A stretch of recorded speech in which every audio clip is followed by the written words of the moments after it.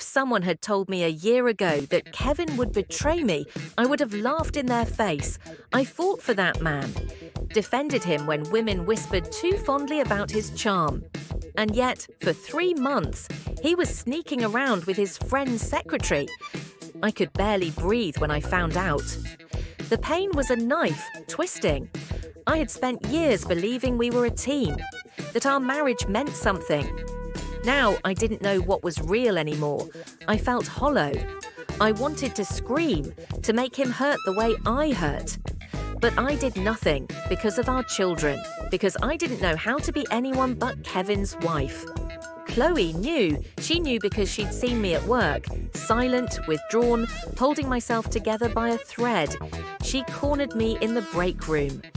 Enough of this, Michelle. We're going out this weekend. Just you and me, a meal, a few drinks, maybe even a club. You need this. I hesitated. Going out felt wrong, like I should still be punishing myself in my misery. But then I thought about Kevin, living his life, probably believing I'd never find my way without him. And that's why I agreed. Not to find another man, but to prove to myself that I was still me. I hadn't been to a nightclub in years. The bass throbbed through my chest as we stepped inside, the air thick with perfume, alcohol, and possibility. Chloe and I found a spot by the bar, ordering cocktails. And just as I was beginning to relax, they appeared, Phil and Jason, 2 friends, both in the building trade, both single. Phil had eyes only for Chloe. But Jason was watching me, and damn, he was gorgeous, tall, fit, blue-eyed, and the kind of smile that made you forget your own name. I felt it, the first real spark I'd felt in months. For the first time since Kevin's betrayal, I wanted to feel wanted. Hours passed in a blur of drinks, laughter, and stolen glances. By the time we left the club, my skin hummed with excitement. Chloe wrapped herself around Phil as we walked, disappearing into whispered laughter. And then there was me and Jason. We walked side by side, the tension between us thick. I wasn't drunk, but I was buzzing from the alcohol, from the way he looked at me, from the possibility of something reckless. Back at Chloe's flat, she didn't even hesitate, dragging Phil into her bedroom, slamming the door behind them. And suddenly, it was just me and Jason. The room was quiet. I sat on the couch. He sat beside me, closer than he should have. We talked, soft, slow words filled with undercurrents of something else, something dangerous. And then it happened. The moment stretched between us, a second too long, a breath too deep. His hand grazed mine. I looked at his lips, and then we were kissing, deep, lingering, desperate, like we were the only 2 people in the world. My heart was pounding. His hand slid to my waist, pulling me closer, and I felt the fire ignite. But just as we leaned in for another kiss, I pulled back. No, I couldn't do this. Not because of Kevin, but because of me. I wasn't ready. I wasn't a woman who gave into passion just to fill the hollow space inside her. I pulled away, breathless, my heart aching. "I can't," I whispered. Jason exhaled, his eyes searching mine. He wasn't angry, just disappointed and maybe a little sad. "I get it," he finally said, leaning back. And in that moment, I knew I wasn't as broken as I thought. I lay awake that night in Chloe's spare room, staring at the ceiling. I could have done it. I could have gotten even. Made Kevin feel what I felt. But that wasn't who I was, and it never would be. I wasn't ready for a new man.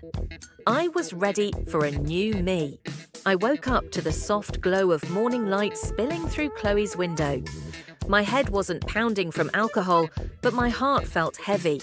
I had almost let myself get lost in Jason, almost let the pain of Kevin's betrayal push me into something reckless. But I had stopped myself. I told myself it was over, just a fleeting moment of temptation. Then I picked up my phone. And there it was, a message from Jason. "Morning, Michelle. I hope you slept well. I'm still thinking about last night. And you. I stared at the screen, my fingers hovering over the keyboard. A part of me wanted to reply, but the other part, the one still tangled in guilt, anger, and confusion, couldn't. I put my phone down and ignored him. Days passed. I threw myself into work, into my children, into distraction. But Jason wasn't the kind of man to disappear so easily. Another text. I get it, Michelle. You weren't ready. But I think you felt something too. Let's talk. I deleted it. Then a call. I didn't answer. Then one afternoon, while I was picking up coffee near work, he was there, leaning against the counter, looking too good, too confident, as if he had planned it. His eyes locked onto mine, and there was something playful, knowing. "You're avoiding me," he said, smirking. "I've been busy," I replied, avoiding his gaze. "Busy pretending you didn't feel what you felt?" I exhaled sharply. He was too direct, too sure, and the worst part, he was right. I thought that was the end of it, that he'd give up, find someone else, move on. Then flowers arrived at my office, a single deep red rose with a card. "Just because I don't give up easily." Jason. I felt a rush of warmth in my chest. Damn him, damn his persistence, damn how much I liked it. My colleague Chloe raised an eyebrow. "That from Kevin?" she asked. "No," I admitted, too quickly. "Interesting," she said, smirking. I tucked the rose into my bag. I wasn't ready for Jason, but he wasn't going away, and I wasn't sure I wanted him to. It was late. The kids were with my mum for the weekend, and I was alone in the house for the first time in a long time. I told myself I'd have a quiet night, wine, a book, nothing else. Then a knock on my door. I opened it, heart pounding, and there he was, Jason, holding a bottle of wine and wearing that damn smile. "Thought you might need company," he said. I should have sent him away, but I didn't. I stepped aside, letting him in. We sat on the couch, sipping wine, talking. It was easy, the way it always was with him, but there was something else now. A slow burn, a lingering tension. His fingers brushed against mine when he reached for his glass. I felt it all over again. The attraction, the hunger, the fear. "You can push me away all you want, Michelle," he murmured, leaning in just a little. "But you want this too." I held my breath. His lips were so close. One more inch and I would fall. I could have kissed him, could have let him pull me under, make me forget everything, if only for a night. But instead, I stood up. "I can't, Jason," I whispered. His jaw tightened, but he nodded. "Tell me why," he said. "Because if I do this now, it won't be for the right reasons." He ran a hand through his hair, exhaling deeply. "Then tell me when it will be," he murmured. "I don't know." Silence stretched between us, thick and unfinished. He didn't push, didn't try to change my mind, but before he left, he brushed a slow kiss against my cheek. "I'll wait, Michelle, but not forever." And then he was gone, leaving me alone, breathless, and wondering if maybe, just maybe, I didn't want him to wait at all.